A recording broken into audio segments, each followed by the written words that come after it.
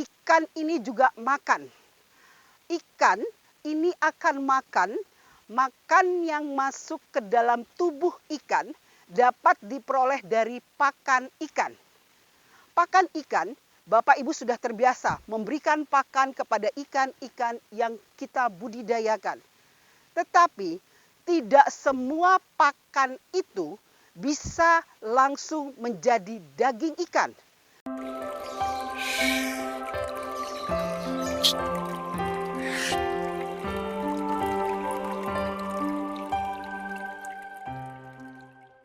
Assalamualaikum warahmatullahi wabarakatuh. Salam vokasi. Vokasi kuat menguatkan Indonesia. Saya Gusrina dari Balai Besar Pengembangan Penjaminan Mutu Vokasi Pertanian ingin memaparkan sedikit ilmu tentang aquaculture. Di dalam kita ketahui saat ini tantangan bagi pendidikan vokasi yaitu sekolah menengah kejuruan vokasi, di mana banyak diketahui bahwa saat ini SMK penyumbang pengangguran tertinggi dan juga yang sangat miris, rendahnya para kaum milenial untuk memasuki jenjang sekolah menengah kejuruan untuk program keahlian agribisnis perikanan. Para pencinta aquaculture, agribisnis perikanan ini merupakan salah satu kompetensi keahlian yang bisa mencetak tenaga menengah terampil yang mau berkontribusi untuk meningkatkan produktivitas aquaculture di Indonesia. Seperti dipaparkan dalam visi misi pembangunan Indonesia, di mana kita ingin mencetak tenaga menengah terampil yang bisa bekerja, baik bekerja dengan orang lain, bekerja sendiri atau berwirausaha, dan baru melanjutkan ke perguruan tinggi. Balai Besar Pengembangan Penjaminan Mutu Vokasi Pendidikan Pertanian, salah satu institusi UPT di bawah Direktorat Jenderal Pendidikan Vokasi, memiliki tugas untuk melakukan fasilitasi kepada pendidik dan tenaga pendidikan yang ada di vokasi, khususnya di SMK Pertanian. Di dalam SMK Pertanian ada beberapa program keahlian. Salah satu yang kita akan bahas kali ini adalah tentang agribisnis perikanan. Di dalam agribisnis perikanan, memang di dalam kurikulum Merdeka saat ini, para pendidik diberi keleluasaan penuh untuk menyusun kegiatan pembelajaran yang menghamba kepada siswa. Bagaimana para guru bisa memfasilitasi para siswa untuk mencintai aquaculture dan berkontribusi untuk meningkatkan produktivitas aquaculture di Indonesia. Salah satu teknologi yang kami ingin paparkan dan perlu kita soroti adalah teknologi bioflok. Teknologi bioflok ini salah satu teknologi di dalam ilmu aquaculture yang kalau kita berbicara ilmu aquaculture, bicara budidaya ikan ramah lingkungan, di mana dengan mengimplementasikan budidaya ikan ramah lingkungan, kita bisa meningkatkan produktivitas aquaculture, tetapi kita tidak menyumbang polusi air di dalam proses budidayanya. Banyak sekali masyarakat yang sudah mengimplementasikan budidaya ikan sistem bioflok. Tetapi hal yang sangat penting dalam proses pemeliharaan ikan dengan budidaya ikan bioflok ini adalah rasio kadar karbon dan nitrogen di dalam wadah budidaya ini yang harus selalu diperhatikan. Kenapa? Hal ini yang sangat fokus kami akan diskusikan terkait dengan rasio karbon dan nitrogen. Kami akan coba memaparkan agar para pemirsa yang menyaksikan video ini bisa memahami prinsip dasar dikembangkannya teknologi bioflok. Saya akan ilustrasikan mengapa teknologi bioflok ini dilakukan beberapa riset penelitian dan implementasi oleh para pakar, para peneliti, dan para petani ikan secara ilmu teknologi. Memang teknologi dalam arti perkembangan dengan menggunakan alat-alat Internet of Thinking itu tidak kami implementasikan. Tapi kami kembali ke dasar prinsip ilmu aquaculture. Di dalam ilmu aquaculture yang mendasari teknologi bioflok. Kalau saya analogkan, ikan ini juga makan. Ikan ini akan makan yang masuk ke dalam tubuh ikan dapat diperoleh dari pakan ikan. Pakan ikan, Bapak Ibu sudah terbiasa memberikan pakan kepada ikan-ikan yang kita budidayakan. Tetapi tidak semua pakan itu bisa langsung menjadi daging ikan. Karena pakan yang diberikan kepada ikan ini berdasarkan ilmu nutrisi, pakan yang kita berikan di dalam wadah budidaya ini, pasti tidak semua pakan itu akan dikonsumsi oleh ikan. 20% pakan itu uneaten atau pakan itu tidak dimakan, pasti akan langsung masuk ke dalam wadah budidaya. 80% pakan yang masuk ke dalam wadah budidaya ini itu tidak semua serta-merta langsung menjadi daging ikan. Pakan itu akan melakukan proses metabolisme di dalam tubuh ikan.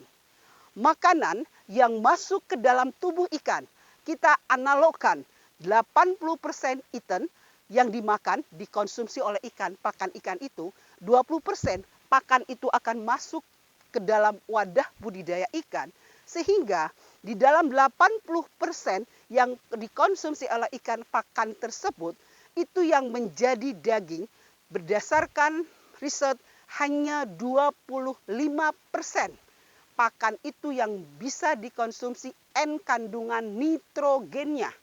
Nah, dari 25% ini 80% dikurangi 25%, sisanya 15% itu merupakan fekal atau feses. Karena semua makhluk hidup kalau dia makan pasti akan mengeluarkan fekal atau feses. Ikan seperti juga manusia. Manusia berkeringat mengeluarkan urin. Ikan pun juga mengeluarkan urin.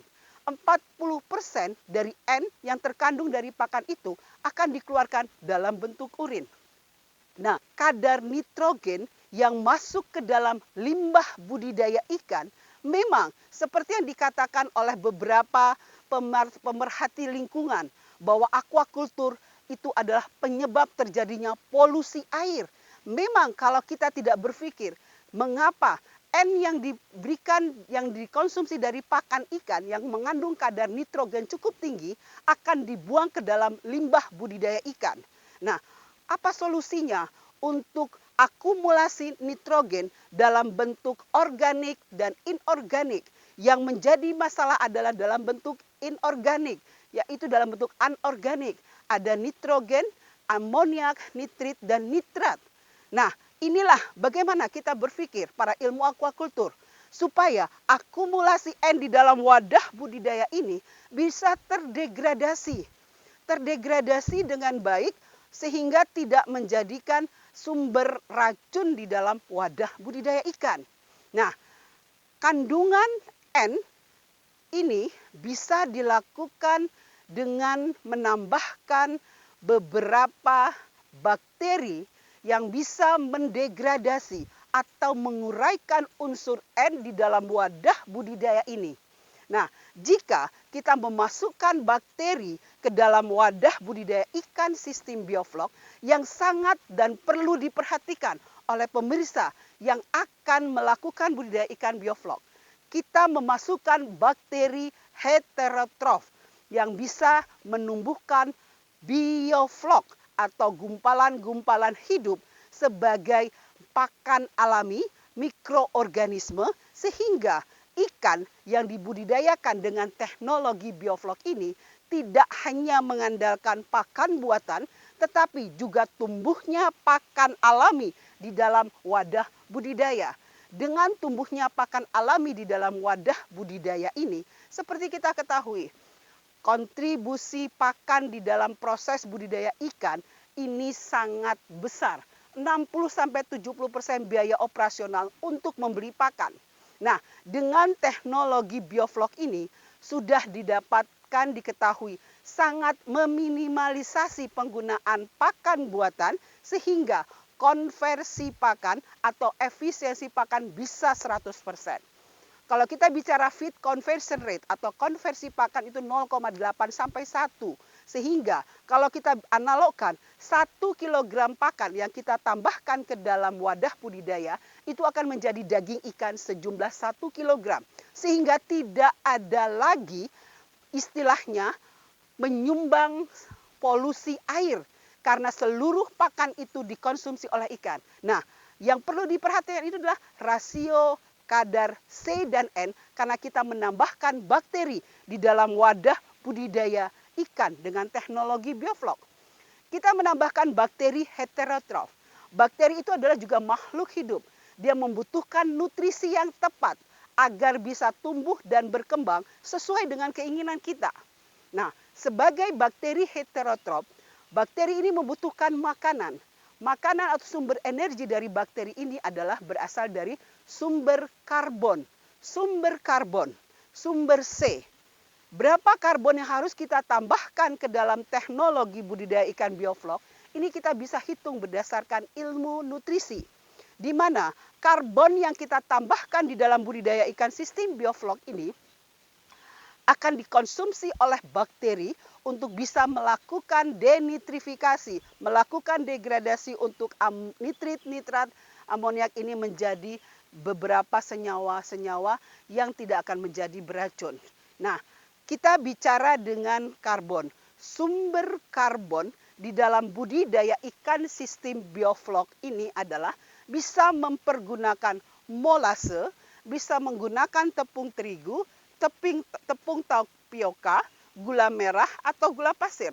Apapun yang bisa dipergunakan untuk menyumbangkan energi kepada teknologi bioflok ini untuk si bakteri konsumsinya. Nah, pemirsa, untuk teknologi bioflok yang berbeda di dalam budidaya ikan secara konvensional, di mana sebelum kita menebarkan benih, kita bisa menyiapkan dulu media untuk tumbuh kembang si bioflok tadi. Sehingga ada beberapa bahan tambahan yang akan kita tambahkan pada saat kita setelah melakukan persiapan wadah. Kita lakukan persiapan wadah-wadah yang akan kita pergunakan untuk melakukan budidaya teknologi sistem bioflok.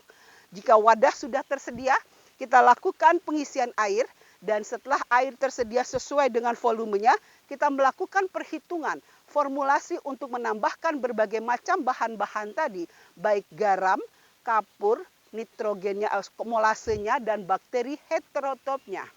Nah, untuk garam kita tambahkan pertama kali, kita tebarkan garam ini ke dalam wadah yang telah mengandung media air tadi. Setelah garam ini kita campur secara merata di beberapa titik supaya tidak dipengadukan yang sempurna. Kemudian kita tambahkan tadi kapur, kita tambahkan molase, dan baru kita tambahkan bakteri, kita ambil probiotik. Merek dagang apapun dari bakteri yang kita beli ini silahkan menggunakan berbagai macam merek dagang. Setelah melakukan penebaran berbagai macam bahan-bahan yang dipergunakan dalam budidaya ikan bioflok ini, kita lakukan proses pendiaman terlebih dahulu minimal 5 hari agar tumbuhlah mikroorganisme yang akan menjadi sumber makanan bagi ikan-ikan yang akan kita pelihara di dalam budidaya ikan dengan teknologi bioflok. Nah, selama pemeliharaan di hari pertama biasanya kita hanya menambahkan 1% pakan ikannya. Nah, kalau pakan sudah kita tambahkan, nanti kita akan menambahkan CN rasionya itu mau berapa? Berdasarkan hasil riset, CN rasio yang terbaik itu adalah 12,5 sampai dengan 20. Bagaimana mengukur CN rasio?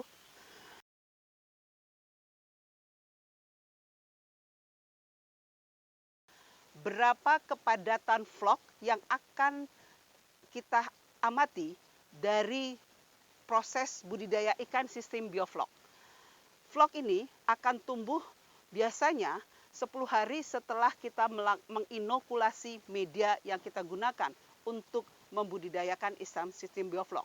Walaupun di hari kelima biasanya sudah mulai tumbuh vlog-vlognya itu. Pada tidak vlognya ini sangat ditentukan oleh komposisi dari media yang kita tambahkan dan rasio karbon dan nitrogen yang sudah kita akan hitung. Nah, untuk mengetahui kepadatannya, kita lakukan pengamatan kepadatan vlog dengan mengambil air sebanyak 1 liter di dalam wadah budidaya ini. Kemudian kita nanti akan melakukan proses pengamatan sebanyak 1000 mili atau 1 liter air dari wadah budidaya ikan sistem bioflok ini kita ambil, kemudian kita diamkan selama 20 menit, kemudian akan mengendaplah vlog-vlog di bagian bawah ini. Demikian video singkat tentang teknologi biovlog, semoga bisa diimplementasikan dan bermanfaat bagi Bapak Ibu semua. Wabillahi taufik wal hidayah. Wassalamualaikum warahmatullahi wabarakatuh. Salam vokasi, vokasi kuat menguatkan Indonesia.